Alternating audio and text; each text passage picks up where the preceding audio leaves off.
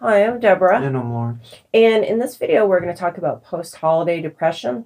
And so this is a video for both people with clinical depression and people who don't have depression, because post-holiday depression seems to affect everyone. Even people without depression. Yeah. So obviously it's kind of easy to have a kind of letdown feeling after the holidays. Yeah. I mean, the holidays are special. You have special foods, that special decorations, special music, stuff you only have once a year. So everything is like literally glittery and sparkly, and then all of a sudden it's not. And especially in a lot of parts of the country, you haven't really experienced this since we moved when you were 3, but like everything is literally then outside. You're facing the teeth of winter, and it's brown and gray and like snow and ice and dirty snow and dirty ice after it falls. And it can be really just depressing overall. And you're getting back to work or school after a break.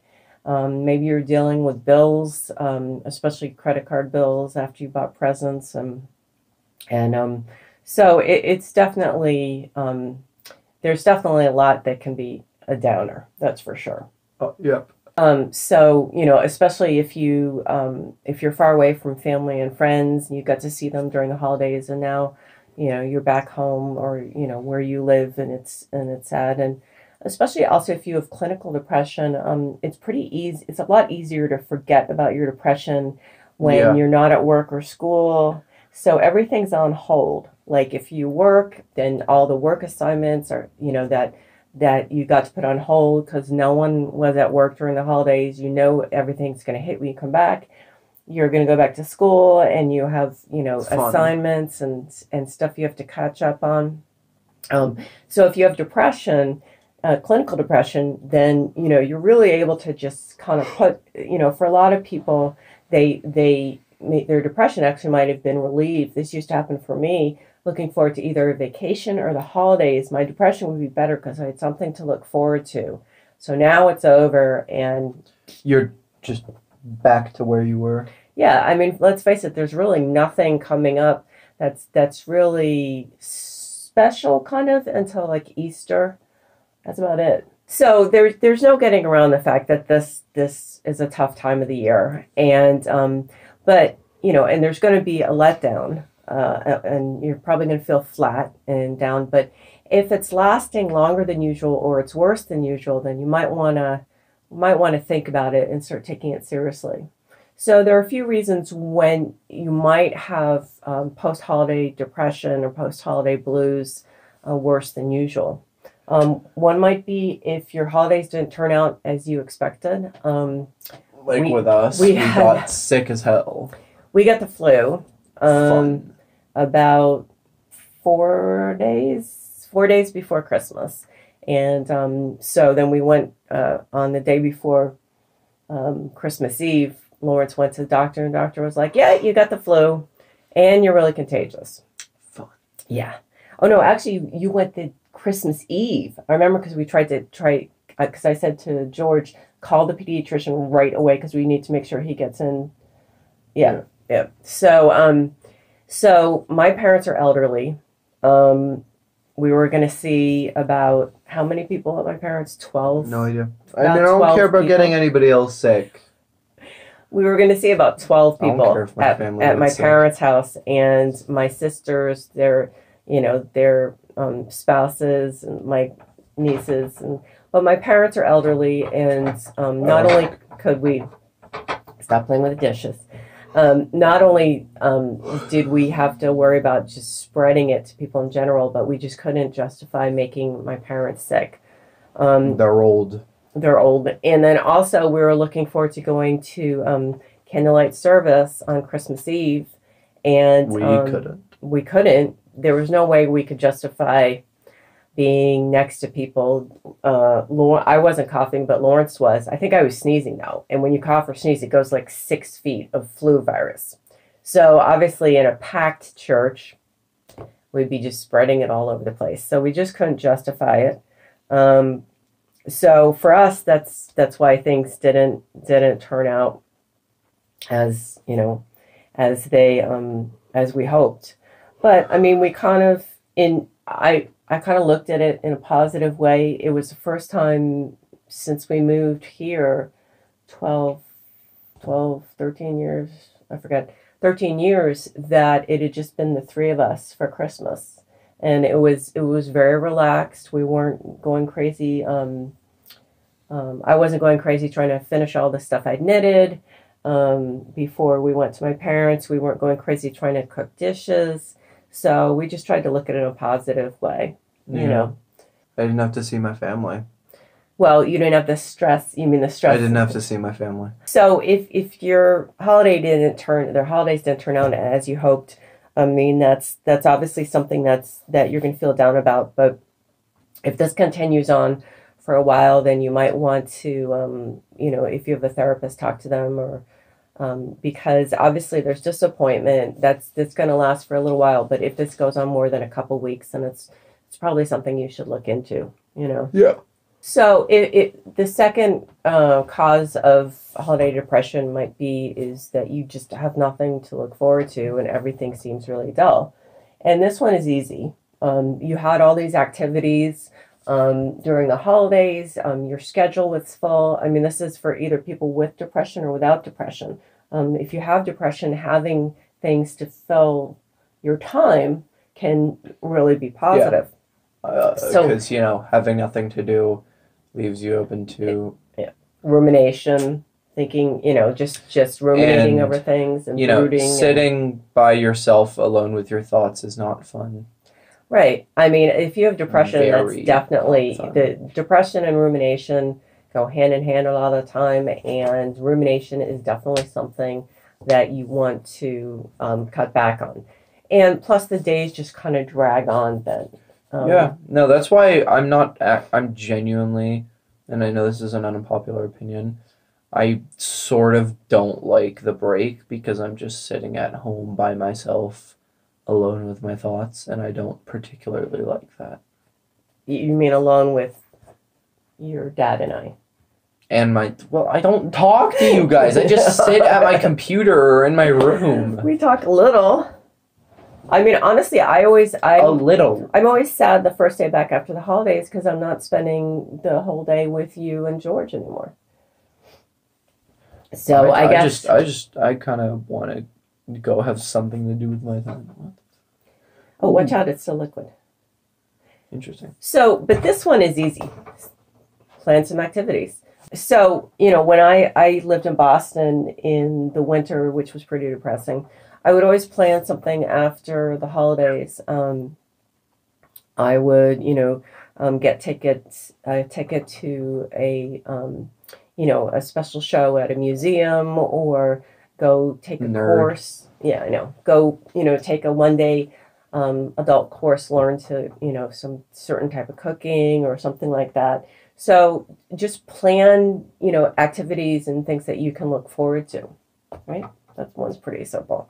The next cause for holiday blues, holiday depression might be that you're hoping that the holidays would kind of magically fix something. Maybe a relationship with someone in your family that's not going well, or a relationship with your significant other. Maybe you were hoping that your significant other would propose, because the Christmas time, the holidays, there's a time where a lot of people get engaged. Maybe it was something like that didn't happen. So are you still? I'm still tired.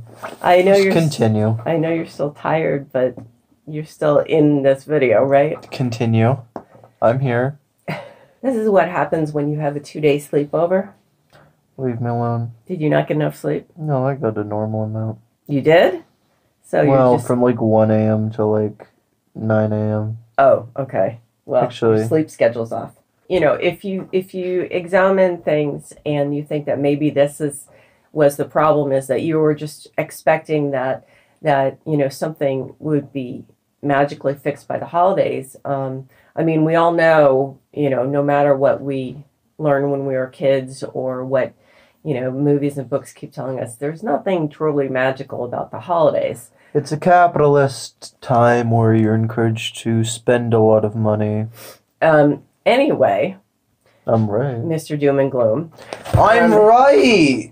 Come on! Well, there's other stuff too.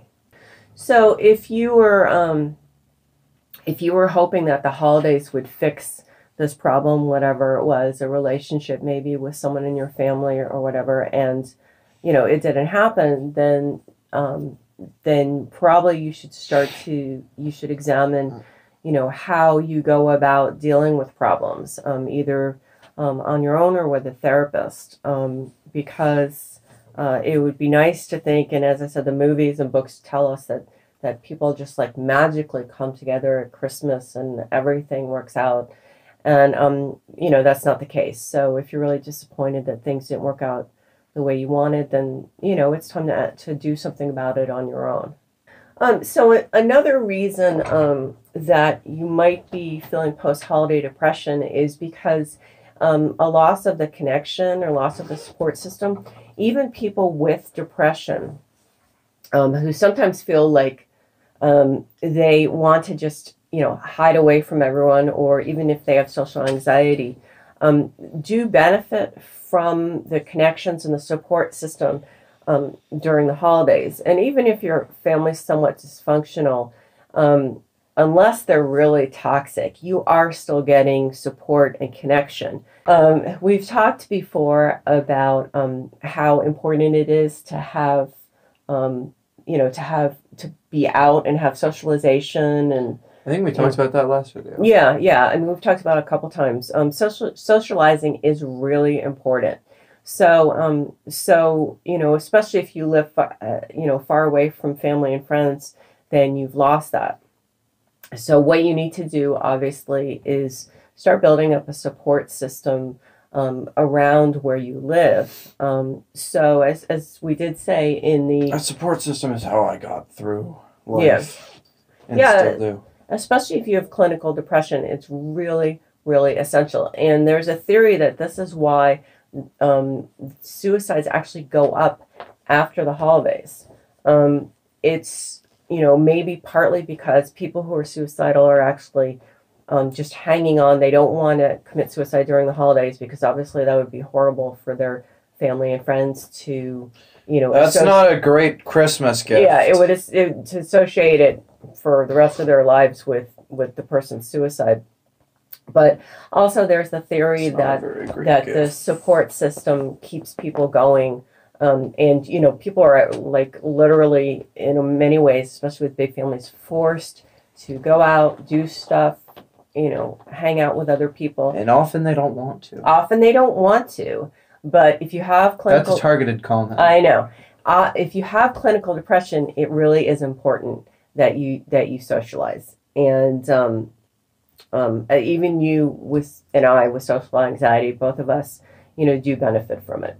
So if you are feeling that lack, then what you want to do is start building up your own support system so that you're not completely alone wherever you live and work. So the last one we're going to talk about, the last cause you might be feeling particularly bad post-holiday depression or post-holiday blues, is seasonal affective disorder, winter seasonal affective disorder.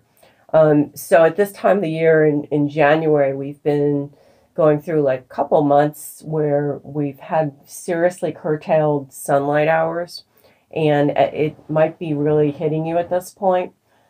So that's something, if you think that might be the cause, if you've seen a really clear pattern in the past where, your depression is really linked to autumn and winter and early spring, and you feel better in like late spring, summer, and early fall, then it's something you want to get checked out.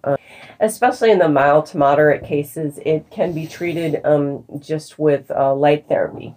So if you've been seeing that pattern, it's something to definitely get checked out because it's going to happen every single year. So in conclusion, we hope that you enjoyed this video or found it helpful. And if you enjoyed it, you can leave a like on the video. And excuse me, if you want to say anything, criticism, questions, compliments, you can leave it in the form of comment. And if you enjoyed this content and would like to see more, you can subscribe to the channel. Oh, and in case you're wondering what this is, since he's been playing with it, you can check out our video about, I think it was 12 thoughtful gifts for people with anxiety. Just so you know. Just in case you saw this and you thought it was great and you wanted it. Anyways, we hope that you have a nice day.